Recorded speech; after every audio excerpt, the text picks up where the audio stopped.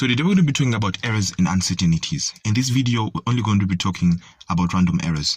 So generally, a measurement is something that we make with the aim of obtaining an actual value of a certain quantity. So we measure something in order for us to obtain an actual value of that quantity.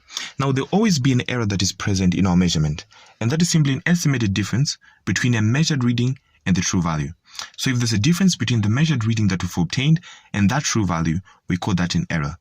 Errors can generally arise from the equipment or the methodology that we have used to obtain a reading that will be different from the true value. Now, there are actually two main types of errors. The first one are random errors, and the next one are systematic errors. And in this video, we're going to be talking about random errors. So what are random errors? Random errors are generally errors that cause all the measured values to scatter about the mean value. So with random errors, we have a mean value that we want to obtain.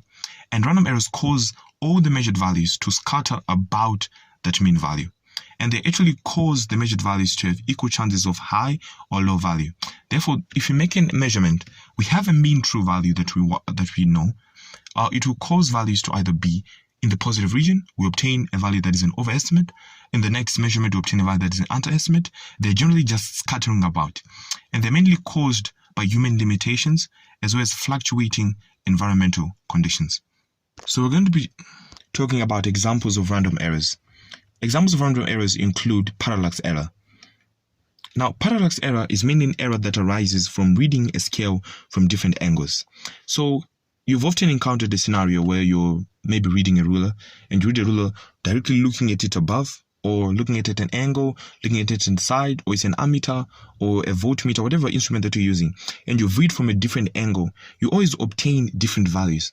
Now, you can never actually maintain the same angle. You can read from the left, the right, above, below. So you're always going to be obtaining different values from the true value. It's not going to be constant. As we're going to talk about systematic errors, it's not going to be constant. It's either going to be positive or negative, which are examples of random errors. Another example of random error is changes or fluctuations in environmental conditions. So environmental conditions can actually be hotter. For example, you want to measure, let's say, the room temperature. Changes in those environmental conditions, or they can be wind. It can cause the measured value to actually differ from the random value. And it's not necessarily going to be constant. It will be positive or negative.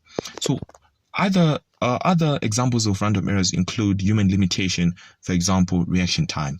So the way humans react to particular scenarios when reading, for example, someone wants to start a stopwatch. He might start it at the wrong time. You ask him, do it again. He starts it again at another wrong time. So the reaction time is very slow. So that causes random errors to be present in every measurement. So there are examples of random errors: parallax error, human limitations such as reaction time, as well as changes or fluctuations in environmental conditions. So how can we identify random errors on a graph? They're mainly identified by scattering of points about a line that we call line of best fit. Therefore, these values can be positive, which is an overestimate, or negative, which is an underestimate. But an important key to know is that the deviation, the magnitude, is always not constant. There can be positive or negative measured values that we're actually obtaining, but it is never constant. And we've talked of examples of random errors, and we're also obtaining values that are not constant. So the magnitude is not constant. It's positive or negative, but it's always not constant. So as you can see from the graph, this is our original graph. And when random errors are present, we have what we call a line of best fit. So this is the line of best fit, and all these points are scattering about that line of best fit. All of these points. And as they are scattering about the line of best fit, it is mainly due to random errors that have been present in our measurements. So our graphical representation of random errors is mainly points that are scattering about from each other that arises due to random errors. So how do we minimize random errors? You take multiple readings, and then you find the average. Generally, that's the best way.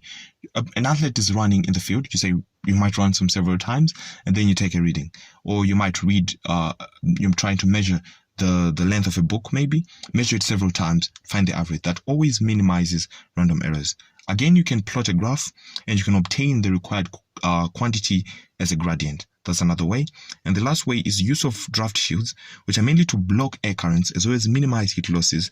And we can also use mirrors which are adjacent to the scale. So we have often seen some scales having a sort of like a mirror that you can make use of to minimize parallax errors, to ensure that we're looking at it in the correct way. If you see sort of like a reflection, it means you're looking at it at an incorrect angle. So you always try to view it from the correct angle. And all these three ways will be able to ensure that you minimize random errors. So questions come in the examination. What are the ways of minimizing random errors? You write 3. You either take the multiple readings and find the average. You either plot a graph and obtain the required quantity as gradient, or you use draft shields to block air currents and minimize heat losses. You can also use mirrors which are adjacent to the scale of analog meters or scale.